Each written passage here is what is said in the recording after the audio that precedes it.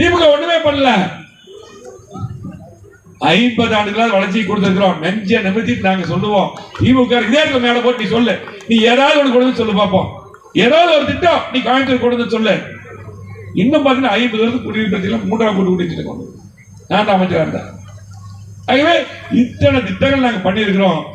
நாங்க எங்களுக்கு வாக்கு கேட்கக்கூடிய உரிமை எங்களுக்கு மட்டும்தான் இருக்கு. திமுக இல்ல. 5 வருஷம் ஒண்ணுமே பண்ணல. நீ கோயம்புத்தூருக்கு தமிழ்நாட்டுக்கு கொண்டு போல கோயம்புத்தூர் கொண்டு போய் பண்ணல. சொல்லிட்டேன் நானும் சொல்றேன். வடபள்ளி பஸ் ஸ்டாண்ட் சொல்றேன். அப்படி பார்த்தீங்கன்னா வடபள்ளி நான் தான் வந்து அடிக்கலான்னு எல்லாமே பண்ணுவேன், ஓபன் பண்ணுவேன். வந்து மருதமலையில வந்து ஆமா மருதமலையில வந்து பாத்தீங்கன்னா முழுமையா இங்க இருக்கக்கூடிய அங்க பஸ் ஸ்டாண்டு லிப்ட் நம்முடைய சந்திரசேகர் அருண்குமார் அம்மன் 3 பேரும் தொடர்ந்து லிப்ட் லிப்ட் லிப்ட் இருந்தாங்க. அதுக்கு பூராமே எல்லாம் பண்ணுது நம்ம. ஆனா இல்ல பாத்தீங்கன்னா பண்ணுவேன் எதுவுமே பண்ணல. நம்ம செஞ்ச திட்டங்களை ஸ்டிக்கர் ஓட்டுறாங்க, அவ்வளவுதான். ஸ்டிக்கர் ஓட்டுறாங்க, அவ்வளவுதான். நீ எந்த திட்டமே கோயம்புத்தூர் கொண்டு வரல. இதெல்லாம் ஒரு பக்கம். அவங்க செஞ்சது தந்ததெல்லாம் என்ன? எல்லாம் நம்முடைய தாய்மார்கள் இருக்கிறீங்க. நீ வீட்டுக்கு போய் ஒரு கணக்கு போட்டு பாருங்க. வீட்டுக்கு போனதுக்கு அப்புறம் உட்கார்ந்து ஒரு கணக்கு போடுங்க நிதானமா. இந்த திமுக ஆட்சியில 2021 அண்ணா திமுக ஆட்சியில நீங்க கரண்ட் பில் எவ்வளவு கட்டினீங்க? இன்னைக்கு எவ்வளவு கட்டுறீங்க? சொத்து வரி எவ்வளவு கட்டினீங்க? 21 அம்மாவுடைய ஆட்சி எடப்பாடி முதலமைச்சர் இருக்கும்போது நாங்கெல்லாம் அமைச்சராக இருக்கும்போது நீங்க எவ்வளவு கட்டினீங்க? பால் எவ்வளவு விலைக்கு வாங்கினீங்க? பால் விலை எவ்வளவு? இன்னும் கட்டுமான பொருட்கள் யாராவது வீடு கட்டினா கட்டுமான பொருட்கள் அப்ப 21 எவ்வளவு இருந்து இப்ப எவ்வளவு இருக்குது? நீ ஒரு ஜல்லி இன்னைக்கு வாங்க முடியுமா? சிமெண்ட் எவ்வளவு வாங்க முடியும்? ஒரு லோடு மண்ணு, ஒரு சட்டி மண்ணு நீ சொந்த இடத்துல வந்து பில் போட்டுருவான்.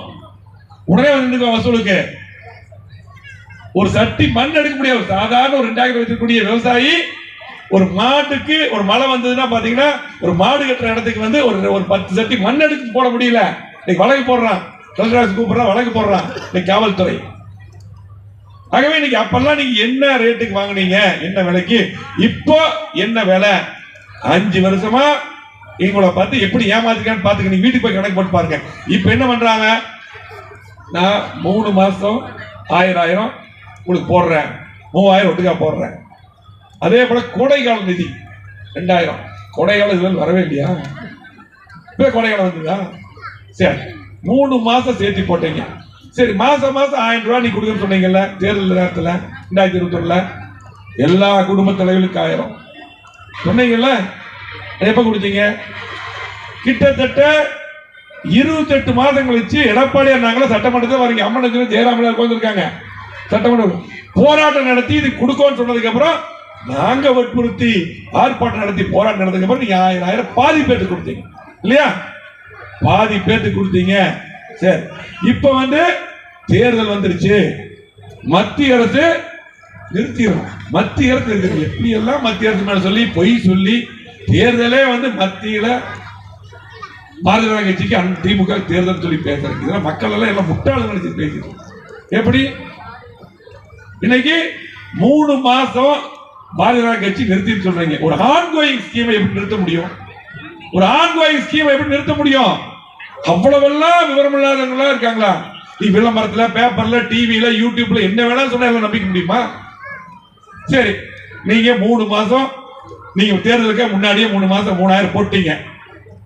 28 மாசமா கொடுக்கல. 28000 ரூபாய் ஏன் போடல? ஒவ்வொரு அக்கௌண்ட்டுக்கும் 28000 போட்டுக்கணுமா? நீ என்ன பண்ண வந்ததை கொடுக்கறேன். 28 மாசம் கொடுக்கல, 28000 போட்டுக்கணும் வேண்டாமா? அப்ப இது யாரை ஏமாத்துறது?